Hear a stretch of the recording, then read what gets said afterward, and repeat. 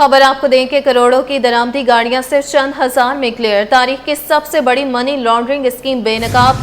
Directorate general of post clearance audit का बड़ा इंकशाफ। 2023 model land cruiser की दरामदी कीमत सिर्फ 17,635 रुपए जाहिर। रिपोर्ट के मुताबिक 1,335 दरामदी गुड्स डिक्लेरेशन की जांच दरामद कुनंदगान ने सिर्फ 67 करोड़ दरामदी कीमत जाहिर की। कस्टम्स हुकाम ने असल मालियत 7 अरब 25 करोड़ रुपए जाहिर की थी।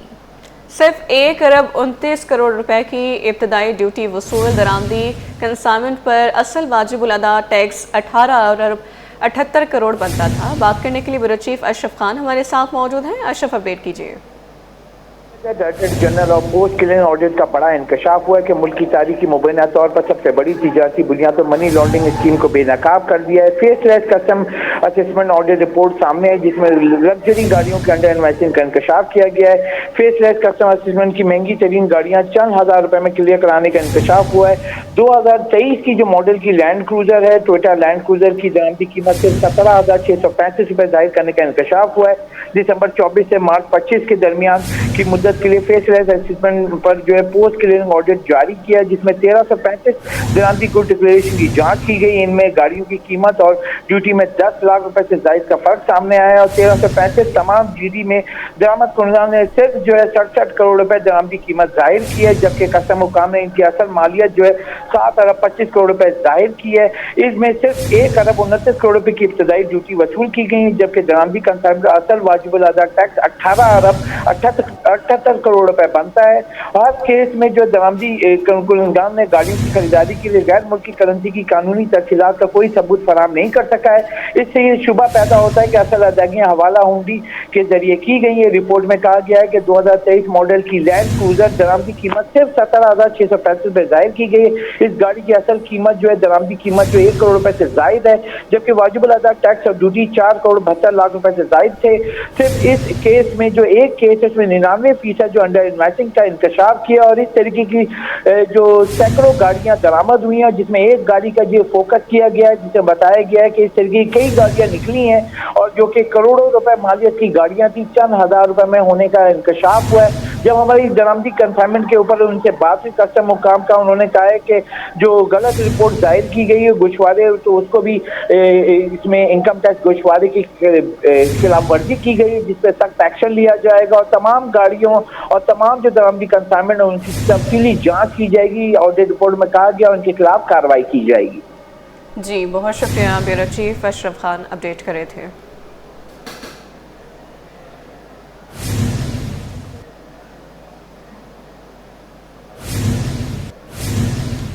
आपको बताएं कि 15 सितंबर तक रेड लाइन की राह में हायल रुकावटें दूर करें। सीनियर सूबाई वज़ीर शर्जील इनाम मेमन की के इलेक्ट्रिक को हिदायत। रेड लाइन BRT मनसूबे पर इजलास। कहा मसाइल को फौरी तौर पर हल किया जाए ताकि मनसूबे पर काम की रफ्तार मुतासिर न हो।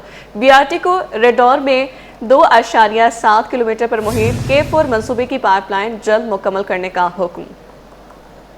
आपको बता रही हैं कि BRT मंसूबे से मुताल्लिक 15 सितंबर तक रेड लाइन की राह में हायल रुकावटें दूर करें। सीनियर सूबाई वज़ीर शर्जील इनाम मेमन की के इलेक्ट्रिक को हिदायत। रेड लाइन BRT मंसूबे पर इजलास। कहा मसाइल को फौरी तौर पर हल किया जाए ताकि मंसूबे पर काम की रफ्तार मुतासिर ना हो। BRT कॉरिडोर में 2.7 किलोमीटर पर मुहित K4 मंसूबे की पाइपलाइन जल्द मुकम्मल करने का हुक्म है।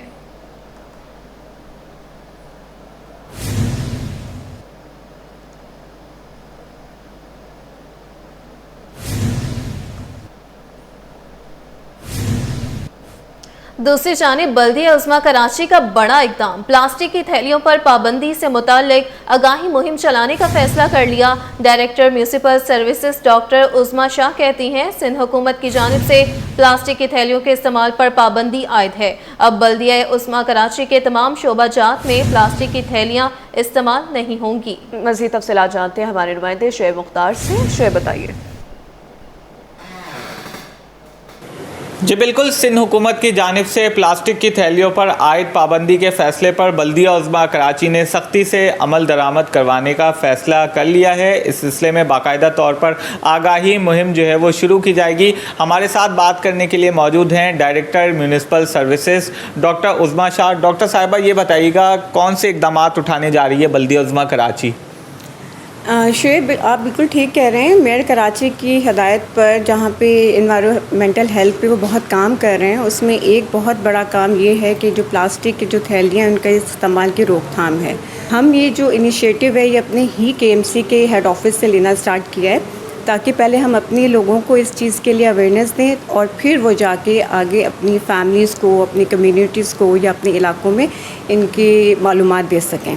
इसका सबसे बड़ा नुकसान तो ये है कि जब सारा कचरा हम प्लास्टिक की थैलियों में बंद करके फेंकते हैं दरियाओं में और नालों में, तो उससे जितने भी हमारे ड्रेनेज हैं वो ब्लॉक हो जाते हैं। जब सिंध के साथ नाइंसाफ़ी कब तक और क्यों? वर्कर्स वेलफेयर बोर्ड के इजलास में कमिश्नर सिंध, रेवेन्यू बोर्ड सरापा एहतजाज। वज़ीर सिंध का वज़ीर आज़म को लिखा गया ख़त भी लहराया, शिकवा किया सिंध को 2014-15 के बाद से फंड्स नहीं मिले। FBR ने मजूर फंड्स की मद में 350 अरब जमा किए, सिंध को सिर्फ 22.5 अरब मिले। अब वर्कर्स के लिए फ्लैट्स नहीं, मुकम्मल सोलराइज्ड घर तामीर होंगे। हाउस और कार लोन एक बार, बाइक लोन 2 बार मिलेगा। इजलास में बड़े फैसले। मज़ीद तफसीलात जानते हैं मीर कीरियो से। जी मीर, बताइएगा। देखिए, बिल्कुल वर्कर्स वेलफेयर बोर्ड का जो इजलास है, वजीर मेहनत और chairman workers welfare board Shahid Saeed की ज़ेर सदारत हुआ है। वर्कर्स वेलफेयर बोर्ड का 33वां ये इजलास हुआ, जिसमें सेक्रेटरी मेहनत Rafiq Qureshi, commissioner Sindh, revenue board, उजरो अजीरत नुमाइंदों, फाइनेंस डिपार्टमेंट के नुमाइंदों और आला सरकारी काम ने शिरकत की। इजलास में नए माली साल 2025-26 के बजट की मंजूरी दी गई, जिसमें सरमायाकारी और मनसूबों से मुतल्लिक़ तजावीज़ पर गौर किया गया। ये इजलास में जो है महकमे मेहनत के लिए जो सेक्रेटरी उनकी जानब से ये जो है कि जो तजावीज़ पेश की गई और ब्रीफिंग दी गई। इजलास में बताया गया कि गुज़श्ता बजट के तहत बोर्ड के नए कई अहम अहदाफ जो है वो मुकम्मल किए गए हैं। रफीक कुरैशी की जानब से बताया गया कि वर्कर्स वेलफेयर बोर्ड के हेड ऑफिस की खरीदारी जो है डिजिटलाइजेशन की मंजूरी हुई है। इसके अलावा सेक्रेटरी रफीक कुरैशी की जानब से बताया गया कि सनअती कारकुनों में सिलाई मशीनों की तकसीम से मुतल्लिक स्कीम की मंजूरी दी गई। इसके अलावा बताया गया कि 10,000 खवातीन वर्कर्स को ई-बाइक की फराहमी से मुतल्लिक स्कीम की मंजूरी भी दी गई। इजलास में बताया गया कि एक्सीडेंटल जो हेल्थ इंश्योरेंस होता है उसकी स्कीम में मेहनत कशों को सालाना 7 लाख रुपए की हेल्थ इंश्योरेंस हासिल होगी। इजलास में बताया गया कि वजीर आला सिंध की हिदायत पर डेथ ग्रांट की रकम 7 लाख से बढ़ाकर 10 लाख रुपए का करने का फैसला किया गया है। इजलास में बताया गया कि जो मेहनत कश है उनकी बच्चों की शादी के लिए जो ग्रांट है वो रकम 3 से 5 लाख रुपए कर दी गई है, जबकि SPFC के मजूरशुदा शहरी कंप्लाइंट सूख बांध में 3 अरब रुपए की सरमायाकारी की जाएगी। इसके अलावा इजलास में बताया गया कि वर्कर्स वेलफेयर बोर्ड की कारकर्दगी काबिल-ए-तारीफ से गुज़श्ता माली साल में किए गए फलाही इक़दामात मंजूरी जो मजदूर तबका है उसमें बेहतरी लाई। इसके अलावा जो अराकीन है उनकी जानब से बताया गया कि जो मेहनत तबका है उनकी फलाह बहबूद के लिए उनको माशी तौर पर मुस्तहकम करने के लिए मजीद जो है इक़दाम करने की ज़रूरत है। इजलास में यह भी फैसला किया गया कि अब जो फ्लैट के बजाय वर्कर्स के लिए मुकम्मल सोलराइज्ड जो घर है वो तमीर किए जाएंगे। हाउस लोन और कार लोन एक बार, जबकि बाइक लोन 2 बार जो है मजदूरों को दिया जाएगा। 53 बरसों में FBR ने मजदूर फंड की मद में 350 अरब रुपए जमा किए, जबकि इजलास में बताया गया कि उसमें जो अहदाफ है उसमें से सिर्फ 22.5 अरब रुपए जो है वो दिए गए। इजलास में अराकीन ने खर्चात भी उठाए कि सिंध के साथ नाइंसाफी की जा रही है। वफाक की जानिब से जो अहदाफ है, जो बजट है वो काफ़ी कम दिया जा रहा है, इस पर भी जो है काफ़ी एतराज़ात उठाए गए। जी ठीक है, सबके लिए यकसा निज़ाम बनाया जाएगा। मीर के लिए अपडेट कर रहे थे, शुक्रिया।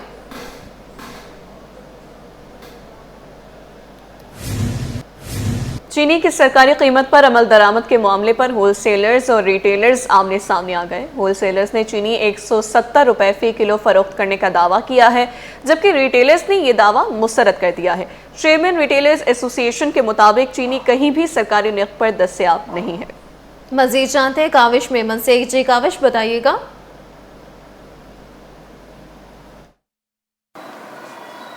जी बिल्कुल, देखें चीनी की सरकारी कीमतों पर अमल दरामद का मामला है। कमिश्नर कराची हसन नकवी ने चीनी की सरकारी कीमत 170 रुपये मुकर्रर की है और अमल दरामद ना होने की वजह से होलसेल में छापे भी मारे गए, दुकानें भी सील की गई। फ़रीद कुरैशी मौजूद हैं, उनसे जानते हैं। फ़रीद साहब बताइएगा, होलसेलर्स कह रहे हैं 170 में चीनी बेच रहे हैं, आप लोगों के क्या कंसर्न है? बिस्मिल्लाहिर्रहमानिर्रहीम। देखिए अभी गवर्नमेंट ने ऐलान किया है 170 रुपये का, लेकिन जब 170 रुपये में वो वहाँ से हमें माल मिल नहीं रहा तो रिटेलर कैसे इसको कॉस्ट करेगा। फिर दूसरी चीज़ ये है कि अगर 170 रुपये में कहीं से मिलता है तो वो कहते हैं कि आप अपना शनाख्ती कार्ड लाइए। शनाख्ती कार्ड के बाद उसको एक बोरी को लेने के लिए वो दुकानदार परेशान होता है और वो किस तरह वो रिटेल में उसको ले जाकर उसकी कॉस्ट कैसे करेगा कि वो जो जाकर 178 रुपये की पड़ती है। लाज़मी बात है कि वो जब 175 रुपये लेके जा रहा है, 178 रुपये रिटेलर के ऊपर पड़ेगी तो वो लाज़मी बात है कि वो माल नहीं ख़रीदेगा और होलसेलर बैठे रहेंगे। फिर उसके बाद उनको चाहिए वो भी उनसे मिलकर रिटेलर और उनसे मिलकर कोई लाएअमल का तय किया जाए, ताकि हुकूमत से हम कोई झगड़ा नहीं कर रहे, लेकिन सवाल पैदा ये होता है कि आवाम को फ़ायदे के लिए ये काम करना चाहिए। बिल्कुल, रिटेलर्स ने संजीदा मौके पे इस हवाले से अपनाया और कहा है कि छापों से बचने के लिए होलसेलर्स कह रहे हैं कि 170 रुपये फ़ी किलो पर चीनी फ़रोख्त की जा रही है, जबकि ऐसा हरगिज़ नहीं है। उनका यह कहना है कि इस वक्त भी चीनी होलसेल में महंगे दामों फ़रोख्त हो रही है, जिसकी वजह से रिटेल पर 178 रुपये के अखराजात आते हैं और फिर जब ये मार्केट में फ़रोख्त होती है तो इस वक्त भी होलसेल रिटेल मार्केट में चीनी फ़ी किलो 190 से 195 में फ़रोख्त हो रही है। जी बात करते हैं कारोबारी दुनिया से, तो पाकिस्तान स्टॉक मार्केट के लिए नया एहसास है। 100 इंडेक्स तारीख की बुलंद तरीन सतह पर पहली बार 1,43,000 की सतह पर पहुंच गया है। काविश मेमन हमारे साथ मौजूद हैं। काविश, अपडेट कीजिए।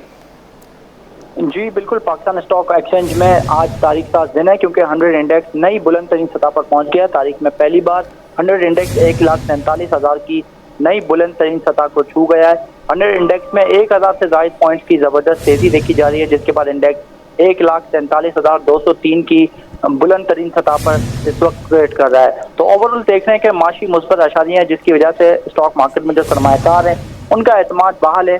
चाहे वो सीमेंट के हवाले से खबरें हों कि जुलाई 2025 में सीमेंट की 30% फरोख्त में इजाफा हुआ है। इसी के साथ साथ अमेरिका के साथ जो पाकिस्तान की ट्रेड डील हुई है उसके भी मज़बूत असरात हैं। खित्ते में सबसे कम यानी कि 19% टैरिफ के साथ पाकिस्तान इस वक्त सबसे आगे है। और इसी के साथ साथ बात की जाए तो ईरानी सदर के दौरा पाकिस्तान के हवाले से भी जो है वो अच्छी खबरें सामने आ रही हैं कि पाकिस्तान में किस तरह फॉरेन इन्वेस्टमेंट है उसको लाना है और $8 अरब सालाना तक इसको ले जाने की बातचीत की जा रही है।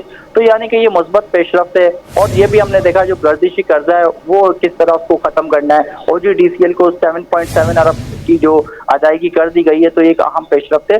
इसी हवाले से स्टॉक मार्केट के जो सरमायाकार है उनका एतमाद बहाल है। Cement, fertiliser, oil and gas समेत मुख्तलिफ सेक्टर्स है जिसमें शेयर की लेन देन का सिलसिला जारी है। जी काविश, अपडेट करने के लिए शुक्रिया।